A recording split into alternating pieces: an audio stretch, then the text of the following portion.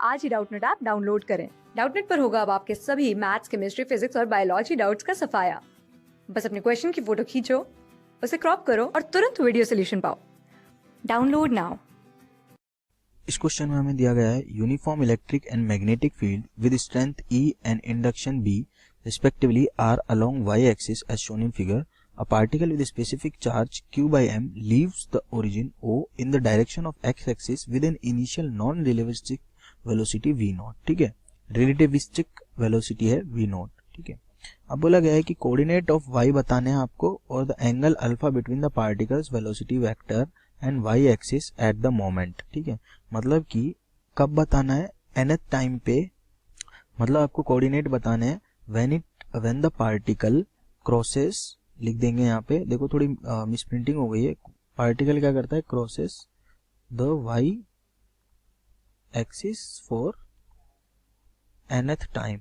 ठीक है, जब nth टाइम पे क्या करेगा, क्रॉस कर रहा होगा y एक्सिस को, तो आपको पार्टिकल के कोऑर्डिनेट्स बताने, y कोऑर्डिनेट बताने और अल्फा बताना है, एंगल जो है वो क्या है, वेलोसिटी वेक्टर और y एक्सिस के बीच का उस मोमेंट पे. ठीक है, यानी कि देखो ये y एक्सिस है, इलेक्ट्रिक फील्ड भी इधर है, मैग्नेटिक फील्ड भी इधर है और इसको स्पीड दे दी हमने v नॉट किधर, x डायरेक्शन में. ठीक है, अब देखो अगर सिर्फ मैग्नेटिक फील्ड होता तो ये करता सर्कुलर मोशन, लेकिन अभी इलेक्ट्रिक फील्ड भी है तो इलेक्ट्रिक फील्ड क्या करेगा, इसको ऊपर खींचेगा. ठीक है, एक्सेलरेट करेगा, किस एक्सेलरेशन से, QE बाई m से. ठीक है, तो मैं लिख सकता हूँ कि भाई जो dvy बाई dt है v डायरेक्शन में, y डायरेक्शन में, वो क्या है, QE बाई m है. ठीक है, QE बाई m ही है और कोई एक्सेलरेशन तो नहीं है इसके पास. ठीक है, तो वही जो ये पार्टिकल है इसको एक्सेलरेशन मिला हुआ है QE by m y direction में. ठीक है, इनिशियली हमने इसको स्पीड दी है x डायरेक्शन में, तो इसका y कोऑर्डिनेट कितना हो जाएगा, half ay into T square, यानी कि 1/2 QE by m into T square, ये हो जाएगा. ठीक है, और हमें दिया हुआ है स्पेसिफिक चार्ज जो है Q बाई m. ठीक है, तो ये Q by m specific charge बन गया इसका. ठीक है, तो 1/2 Q by m E T square, ये y कोऑर्डिनेट हो गया after time t.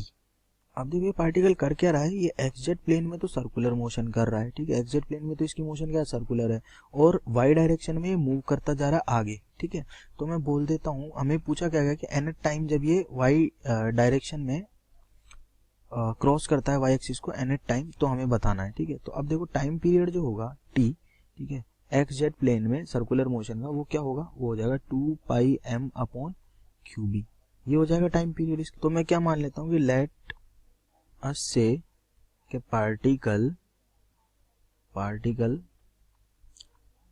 Crosses y axis after n rotation. ठीक है, n नंबर ऑफ रोटेशन लेने के बाद क्या कर रहा है वो पार्टिकल, y एक्सिस को क्रॉस कर रहा है, तो टाइम जो लगेगा वो कितना हो जाएगा, t. ठीक है, एक रोटेशन में लगता है 2πm अपॉन QB, तो n में कितना लग जाएगा, 2πmn अपॉन QB.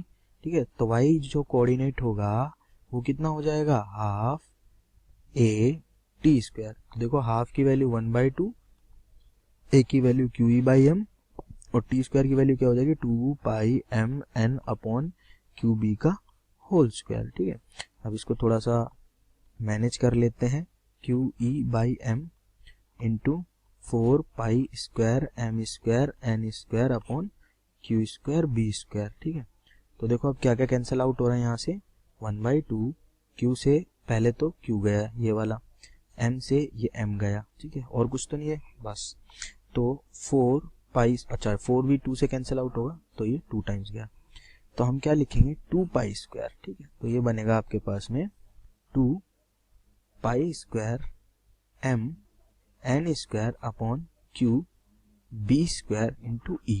ठीक है, ये हो गया आपका y कोऑर्डिनेट जब ये nth टाइम पे क्रॉस करता है. ठीक है, अब आपको अल्फा एंगल बताना है between velocity vector and y axis at this moment. अब देखो t टाइम पे vy जो होगा, ठीक है, इस टाइम पे वेलोसिटी इन y डायरेक्शन क्या हो जाएगी, वेलोसिटी इन y डायरेक्शन हो जाएगी आपकी ayt. ठीक है, v इक्वल्स टू क्या होता है, u प्लस at, u तो zero initial speed in y direction, तो ayt हो जाएगी. अब ay क्या है भाई, QE बाई m है. ठीक है, और टाइम कितना है, टाइम अपने को पता है जब n टाइम पे क्रॉस करता है, तो भाई 2πmn अपॉन क्यू बी है, ठीक है। तो भाई ये क्यू से क्यू कैंसिल आउट हुआ, एम से एम कैंसिल आउट हुआ, तो रहा 2 pi N E upon B, ये तो आ गई अपनी V Y, velocity in Y direction. अब देखो टी टाइम पे हमने वाई डायरेक्शन में लिख ली वेलोसिटी, एक्स डायरेक्शन में वी नॉट है, एक्स डायरेक्शन में कोई एक्सेलरेशन भी नहीं है, तो ये हमेशा कितनी रहने वाली है, ये वेलोसिटी हमेशा हमेशा के लिए रहने वाली है वी नॉट, ठीक है। तो अगर ये पार्टिकल इस तरह जा रहा है, ठीक है, इस तरह से मूव कर रहा है, ठीक है, तो tan अल्फा अगर मैं लिखना चाहूं तो कितना लिख सकता हूँ, V nought upon V Y लिख सकता हूँ। मैं क्या कहता हूँ भाई, नेट वेलोसिटी मान लूँ इधर है, ये एंगल अपना अल्फा है, ठीक है, वाई एक्सिस के साथ में, तो ये वी नॉट हो गया वेक्टर, ठीक है, और ये वी वाई वेक्टर हो गया, तो V nought upon V Y vector क्या हो गया, अल्फा हो गया, ठीक है। वैसे भी tan alpha X upon Y होता है, ठीक है, तो एक्स अपॉन वाई उस केस में होता है जब एक्स हाइट हो और वाई बेस हो, ठीक है। तो मैं बोलूंगा कि tan अल्फा जो है वो कितना हो जाएगा अपने पास में, V nought upon V Y, तो वी नॉट लिखा है as it is, V Y की वैल्यू लिखते हैं 2 pi N E upon B, तो V nought B upon 2 pi N E, ये हो गया एंगल अल्फा, ठीक है। तो यही हमें पूछा गया था, एक तो वाई कोऑर्डिनेट पूछा गया था, एक tan अल्फा पूछा गया था, वाई एक्सिस और उसके बीच में एंगल, ठीक है, अल्फा। तो मैंने वाई एक्सिस और वेलोसिटी वेक्टर के बीच का एंगल अल्फा निकाल दिया है, ठीक है।